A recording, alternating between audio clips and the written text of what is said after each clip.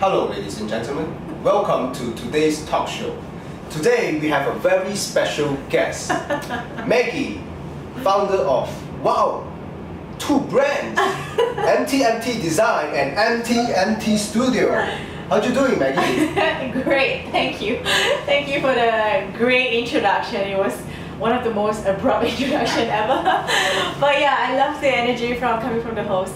So a little bit. Please tell us what you do. A little bit about myself. So I have two brands, as what Brad has mentioned.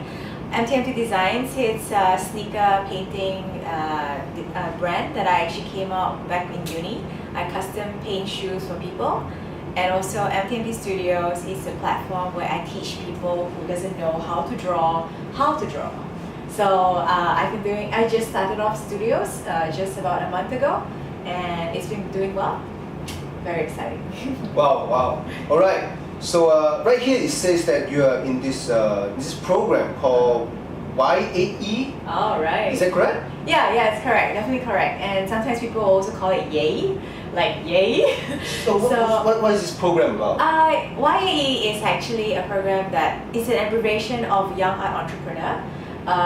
It's a program initiated by the National Art Gallery Malaysia. We are a bunch of people who are selected by them, who have gone through an interview process. They selected 12 artists to be part of this program because it's actually a program that is going to be teaching the artists entrepreneurship skills and with some coaching and mentoring of this program. So how we can go about with selling our artwork, pricing our artwork, and also dealing with our clients externally. Right. Wow, this sounds like a really interesting program. I've never really heard of it. Like, how do you get to know about this program? I didn't know about this program myself either. So I was referred by a friend. He found out about the program first. He was a good friend of mine. And eventually he knew that, because back then I was in the corporate life, I quit my job, and he knew that I have this passion for art and he wants me to actually try it out. So I was a bit hesitant back then because I am a business student.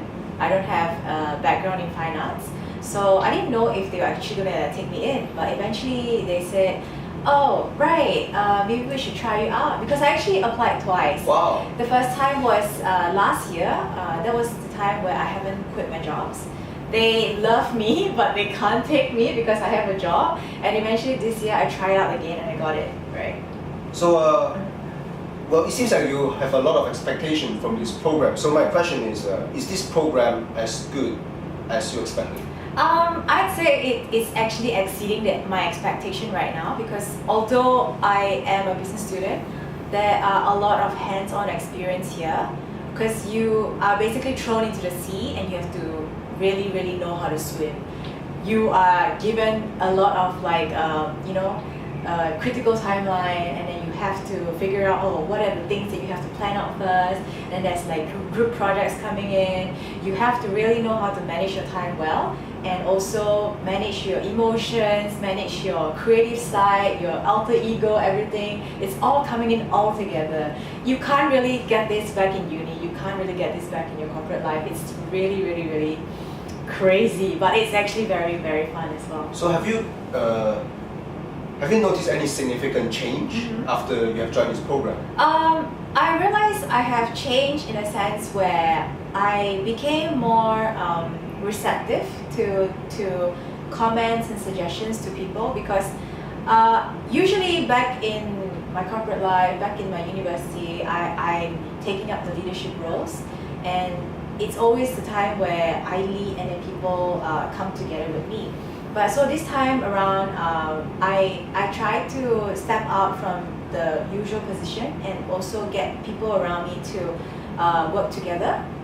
It's not as easy as it sounds, because when you're in a corporate life, you say something, people will listen to you. But in this environment, not everybody will listen to you, in a sense, because they're all creatives, and all creatives have their own point of view and their own perception to things. So you have to be able to convince them in order to be together with you on the same boat. Wow, right. So what's happening after YAE ends? There's a lot of things. Like I told you just now, I have a studio that I just opened up. I would want to keep this studio financially stable. So I want to get more students to come for my class. And if I could, I would love to actually get the business running for the next 2 or 3 years and eventually license the business. And if I found someone right in terms of partnership, I would want to franchise the business as well. If I can, definitely I will move out of Malaysia as well. And as for me as an artist, there's a lot of exploration for myself actually. I wanted to try out a lot of different art forms because right now I'm only getting things done on sneakers, even on walls as well. So I would love to actually explore like art installations, and also if I could, I would want to blend in sustainable development stuff like recycled materials into art form and be an artivist from that angle as well. Well, it sounds absolutely fantastic. Right. So as a closing thought, what are the advice that you can give to the people in the industry?